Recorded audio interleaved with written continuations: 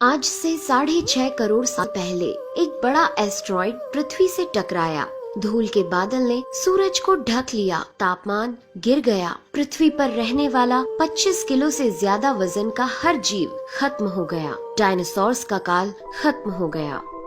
Dinosaurs का अंत एक नई प्रजाति के लिए सुनहरा अवसर लेकर आया। ये प्रजाति थी मैमल्स की। मैमल्स यानी स्तनधारी जीव। इन्होंने खुद को इस महाविनाश से बचा लिया था। अत्यंत गर्मी से बचने के लिए ये जमीन के अंदर रहने लगे थे और जिंदा रहने के लिए इन्होंने सब कुछ खाना शुरू कर दिया। इतने बड़े महाप्रलय के गुजरने के बाद धरती फिर से सामान्य हो गई थी। सतह पर फिर से नए पेड़ पौधे उगने लगे थे और धरती पर जो 5% जीव बच गए थे, उनमें एडाप्टिव रेडिएशन की प्रक्रिया से बहुत सारी नई प्रजातियां जन्म लेने लगी। इयोसीन इपोक में 5.5 करोड़ साल पहले बंदर जैसी प्रजातियां आई। इनकी आंखें सर में आगे की तरफ थी। इसी काल में प्राइमेट्स के सर के अंदर एक महत्वपूर्ण एवोल्यूशन हुआ। इनकी स्पाइनल कॉर्ड को मस्तिष्क से जोड़ने वाला छेद, जिसे फोरमेन मैग्नम कहते हैं, वह स्कल के पिछले हिस्से के बेस से सेंटर की तरफ शिफ्ट होने लगा। यानी कि अब जो प्रजाति आई वह सीधे खड़े होकर चलने में सक्षम थी। आज से 4.7 करोड़ साल पहले धरती के वातावरण में लगातार बदलाव होने शुरू हुए। धरती के टेक्टोनिक प्लेट्स में हलचल हुई, जो धरती के 2 बड़े महाद्वीपों को एक दूसरे के पास ले गई। ये वही भूभाग है जहां आज हम भारतीय रहते हैं। ये है इंडिया, जो एशिया महाद्वीप की ओर तेजी से बढ़ रहा था। इन दोनों महाद्वीप के आपस में टकराने की वजह से हिमालय जैसी पर्वतमालाएं खड़ी होने लगी। यह वही पर्वतमाला है जिसे आज हम जानते हैं दुनिया की सबसे ऊंची चोटी माउंट एवरेस्ट के नाम से। ये पर्वतमालाएं इतनी ऊंची थी कि इससे मौसम का पैटर्न बदलने लगा, जिससे पृथ्वी ठंडी होने लगी। इस पर्वत श्रृंखला से गिरने वाला बर्फ आगे चलकर कई नदियों का निर्माण करने लगा। यह वही नदियां हैं जिससे आज हमारी आधी से ज्यादा आबादी को पीने का पानी मुहैया होता है। ओलिगोसीन इपोक में 3 करोड़ साल पहले ग्लोबल कूलिंग हुई। घास के मैदान बढ़ने लगे और जंगल घटने लगे। तब ऐसे जानवर विकसित हुए जो खुले मैदान में रहने के लिए उपयुक्त थे और इन्हीं में दूसरे जानवरों को खाने वाले जानवर भी विकसित होने लगे।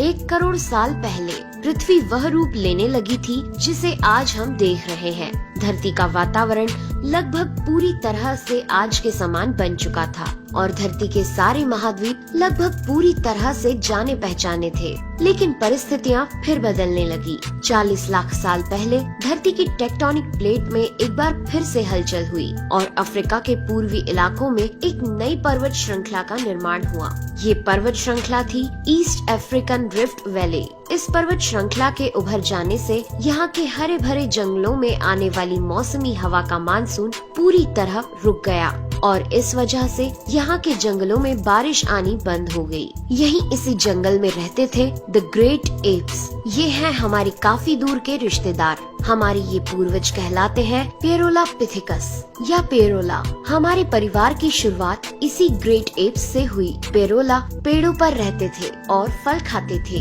वजनी होने के कारण ये एक डाल से दूसरी पर नहीं जा सकते थे, इसलिए ये हमेशा झूलते रहते थे। कभी कभी ये अपने 2 पैरों पर भी खड़े हो जाते थे। ये चल सकते थे। आम धारणा के उलट सीधे चलने की क्षमता जमीन पर नहीं बल्कि टहनियों पर विकसित हुई। बाइपेडलिज्म यानी 2 पैरों पर चलना इंसानों की नहीं बल्कि एप्स की खोज थी। आगे चलकर ये ग्रेट एप्स जलवायु और जगह के अनुसार बदल गए। कुछ चिंपैंजी और गोरिल्ला में विकसित हुए, कुछ इंसानों में विकसित होने शुरू हुए। वो पूरे अफ्रीका में फैले हुए थे। बारिश के बंद हो जाने से यहाँ के जंगल सूख गए, जिसका सबसे ज्यादा असर इन एप्स पर पड़ा। जंगल सूख जाने से इन एप्स के लिए खाने की समस्या उत्पन्न हो गई और इसीलिए अब ये पेड़ों से उतरकर खाने की तलाश में जमीन पर अपने कदम रखने लगे। ये है एडिपिथिकस रेमिडस ये हैं हमारे पूर्वज, जिन्होंने जमीन पर मानव इतिहास का पहला कदम रखा और आज इन्हीं के कारण हमने चांद पर अपना पहला कदम रखा। इनका दिमाग एक संतरे जितना बड़ा था और इनकी लंबाई 4 फीट तक थी। ये हमारे वंश के सबसे पहले सीधे चलने वाले जीव थे। कई हजार सालों के विकास क्रम के बाद ये 2 पैरों पर चलने लगे। इससे ऊर्जा कम खर्च होती थी और ये चलते चलते भी खा सकते थे। 2 पैरों पर चलने से अब ये सीधे खड़े होकर दूर दूर तक नजर रख सकते थे। समय के साथ साथ विकास की प्रक्रिया चलती रही और हमारे पूर्वज धीरे धीरे विकसित होने लगे। 23 लाख साल पहले हमारे पूर्वजों का दिमाग काफी बड़ा हो गया था। ये थे होमो हेबिलियस। इन्होंने पहली बार पत्थर को हथियार की तरह इस्तेमाल करना शुरू किया। जैसे ही इस मामूली से पत्थर पर धारदार किनारा बना, हमारे पूर्वजों के पास एक हथौड़ा आ गया। हमें काटने का हथियार मिल गया, जिससे वह हजारों ऐसे काम कर सकता था जो वह पहले नहीं कर पाता था। पत्थर के इस्तेमाल ने अंगूठे और उंगलियों को मजबूती दी, जिससे हम और अधिक कुशल तरीके से इनका इस्तेमाल करने में सक्षम हो गए। समय बीतने के साथ ही हमारे पूर्वज अब समूह में अन्य जानवरों का शिकार करने लगे थे। ये थे होमो इरेक्टस, जो अन्य जानवरों से ज्यादा होशियार थे। इन्होंने ही सबसे पहले आग का इस्तेमाल करना सीखा। आग की खोज हमारे पूर्वजों के लिए सबसे बड़ी खोज थी। ये उन्हें गर्मी, रोशनी, अंधेरों और जंगली जानवरों से सुरक्षा देती थी और इसी वजह से अब परिवार भी बनने लगे। इन्होंने आग पर मांस को पकाना सीख लिया था।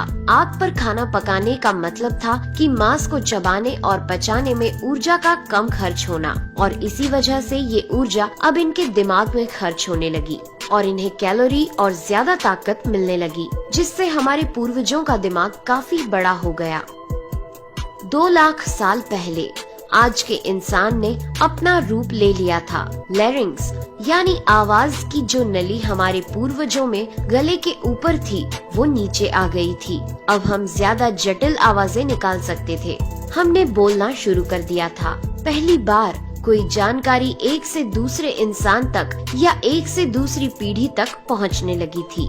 यही वो आखिरी विकास क्रम था जिसके बाद विकसित होकर हम बने।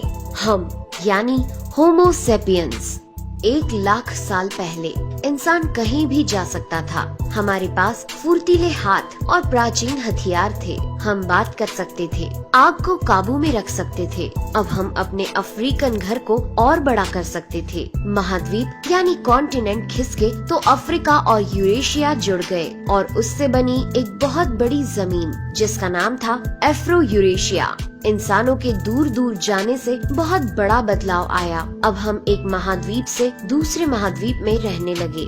इसकी वजह से हम उन चीजों से बचे हुए थे जिसकी वजह से वानरों के मुकाबले दूसरे बड़े स्तनधारी हमेशा के लिए खत्म हो गए। करीब 50,000 साल पहले आइस एज शुरू हो गया और नॉर्थ पोल से आगे बढ़ने लगा। उसी वक्त इंसान चाइना और ऑस्ट्रेलिया तक पहुंच गया था। 30,000 साल पहले इंसान पहली बार यूरोप पहुंच गए।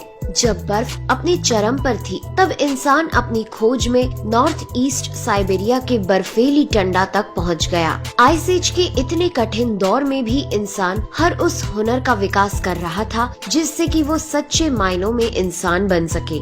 हमने खुद को उस माहौल में ढाल लिया। हम ज्यादा समझदार हो गए। उसके बाद हमने पूरी दुनिया में अपनी बस्तियां बसा ली। समुद्र किनारे से पहाड़ की चोटियों तक, हरे भरे मैदानों से लेकर पथरीले इलाकों तक हर जगह इंसान थे। हमारा हुलिया, त्वचा, बाल और आँखों का आकार जलवायु और जगह के अनुसार बदल गया। हमने अपनी आवश्यकता के हिसाब से खेती शुरू की और जानवरों को पालना शुरू कर दिया। हमने कस्बों और शहरों का निर्माण शुरू किया। उसके बाद हमारी सभ्यता और संस्कृति का जन्म हुआ। हमने विज्ञान और गणित का इस्तेमाल शुरू किया, जिससे हमें भविष्य में जाने के लिए ऊर्जा और तकनीक मिली।